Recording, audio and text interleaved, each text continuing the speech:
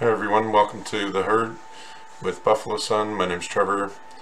Want to just go through the vaccination approval process in Canada and just highlight that how here in Canada we don't really do any of the actual testing or monitoring or documenting of the clinical trials. We leave that up to the drug manufacturers themselves for each drug that they want to have marketed in Canada. They run the tests on 100 people in the first phase of the clinical trial. Phase 2 is 500 people, and phase 3 is 1,000 people or more. Sometimes they do tens of thousands, as we've seen with some of the COVID vaccines. I think there was about 46 some odd thousand in the COVID clinical trial from Pfizer. The documents that they tried to have hidden from us for 75 years. So let's have a look. To start here, I'm on the Government of Canada website, as you can see, under the Public Health Agency of Canada, and the About the Agency mandate section. And just wanted to highlight here inside the mandate, we see the usual things that we would expect to see from a public health agency inside the country, and always a little concerning when they add words like control.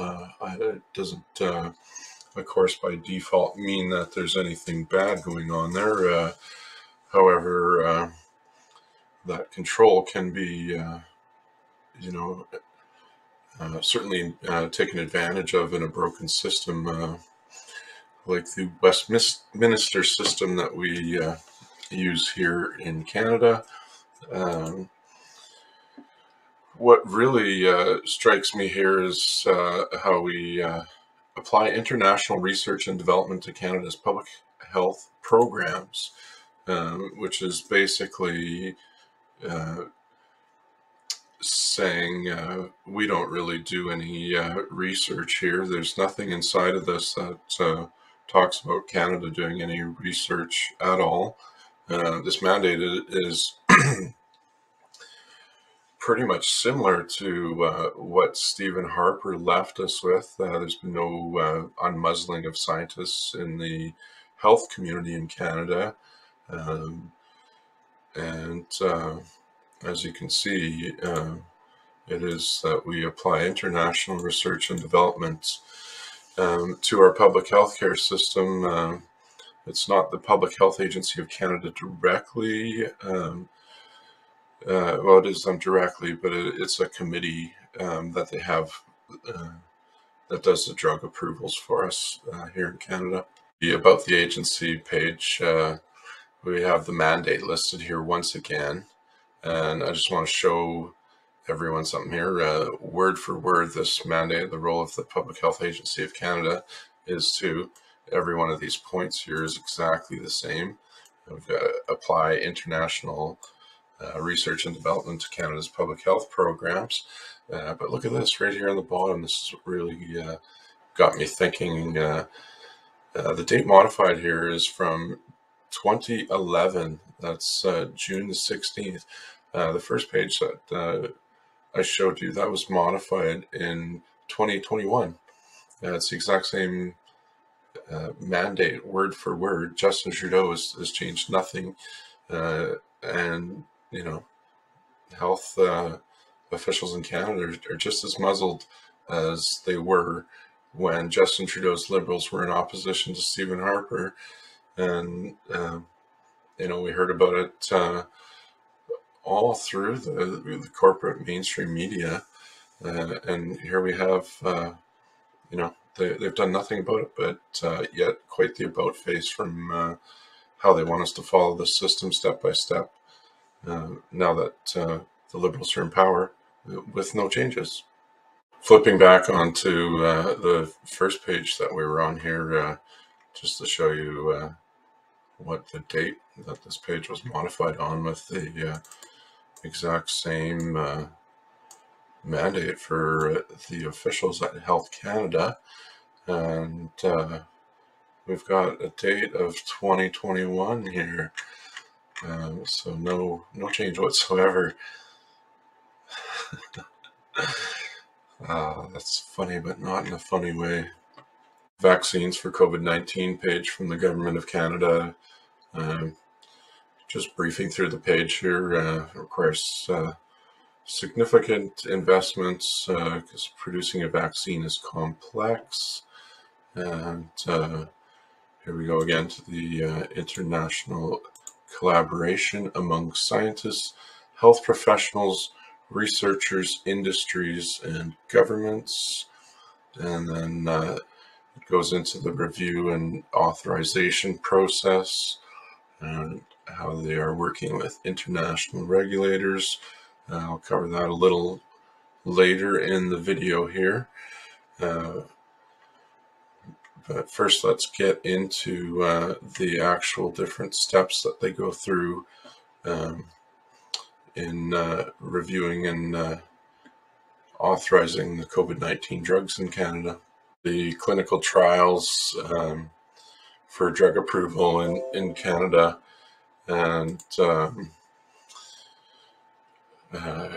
they break it up into different phases here. Before we get to that, just want to point out that here it states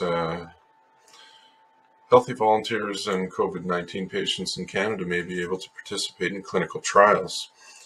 However, though, it isn't necessary for clinical trials to be conducted in Canada for the vaccine to be authorized for use here. And just wanted to highlight that before we move on, because we'll see towards the end of this video who exactly it is that's running the clinical trials. Here's how Health Canada breaks down the phases of clinical trials. Basically, a small group of people in the first phase, they look for the safety and the side effects and dosage range. Phase 2, they open up to a lot more people, and the drug manufacturers who are gathering more data moves on, basically just adds more people, claiming to make sure that it's more effective. And then the last phase is actually after approval and the drug's on the market, information is gathered, and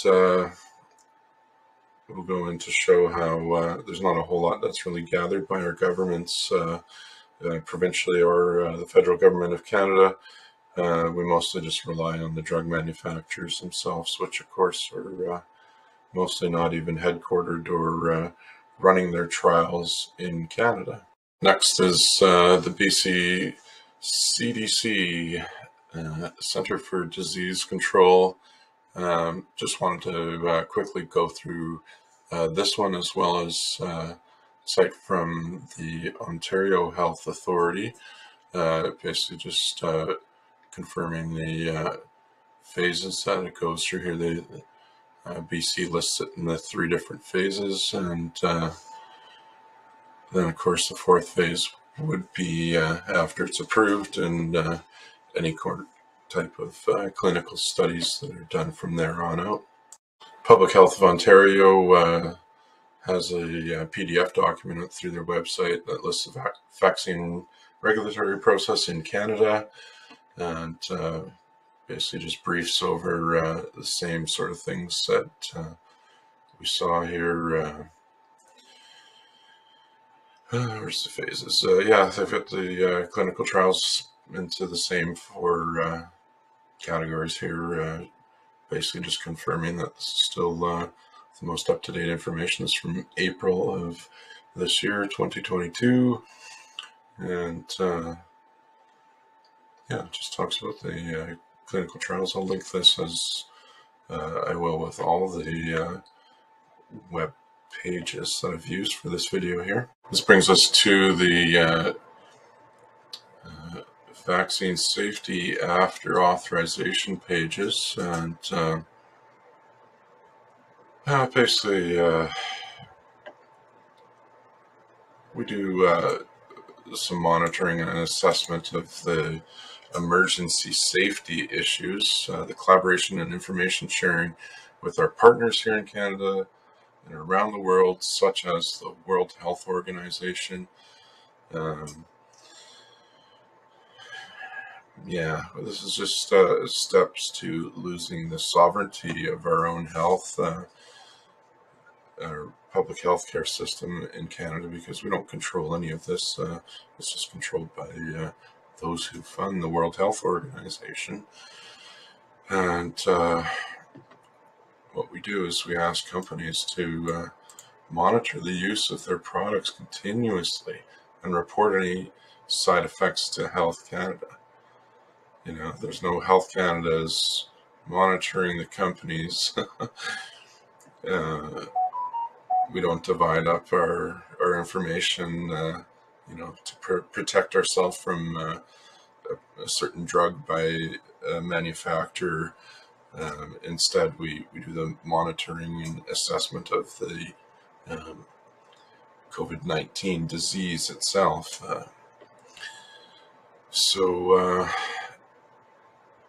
Yeah, it's really just the drug manufacturers that are controlling, you know, the whole situation internationally with the regulations. And one thing that we do actually quite a good job on, and we allow our healthcare officials, professionals to do, is monitoring the different variants, the mutations of COVID.